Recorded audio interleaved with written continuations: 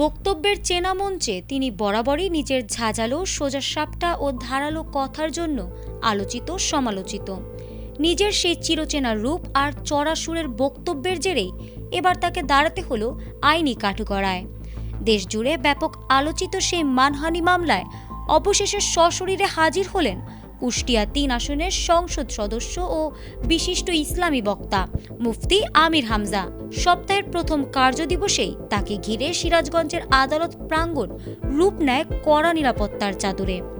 সাধারণ মানুষের কৌতূহল আর আইনি লড়াইয়ের তীব্রতা মিলিয়ে পুরো এলাকা জুড়েই বিরাজ করছিল এক টানটান উত্তেজনা।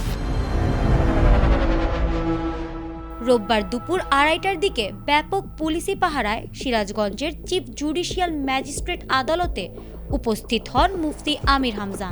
আদালতে প্রবেশ করেই তিনি তার আইনজীবীর মাধ্যমে আত্মসমর্পণ করেন এবং আদালতের কাছে স্থায়ী জামিনের আবেদন জানান। উভয় পক্ষের আইনি লড়াই ও দীর্ঘ শুনানি শেষে চিফ জুডিশিয়াল ম্যাজিস্ট্রেট আদালতের বিচারক সুমন কর্মকার তার স্থায়ী জামিন মঞ্জুর করার আদেশ দেন।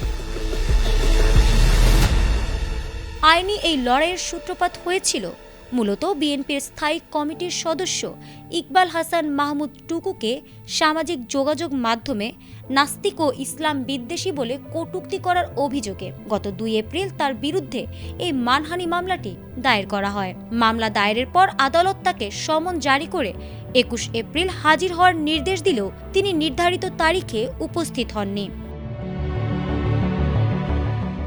আসামি আদালতে হাজির না হওয়ায় এর আগে তার বিরুদ্ধে গ্রেপ্তারি পরোয়ানা জারি করা হয়েছিল।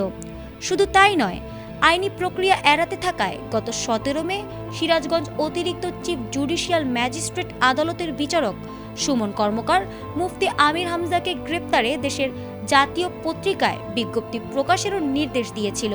মূলত পত্রিকায় হুলিয়া বা বিজ্ঞপ্তি জারির মতো করা আইনি পদক্ষেপের পরই তিনি উচ্চ আদালত থেকে আগাম জামিন নেন এবং সেই ধারাবাহিকতায় আজ নিম্ন আদালতে এসে সশরীরে আত্মসমর্পণ করে স্থায়ী জামিন লাভ করলেন। ফারহানা হক, এটিএন বাংলা।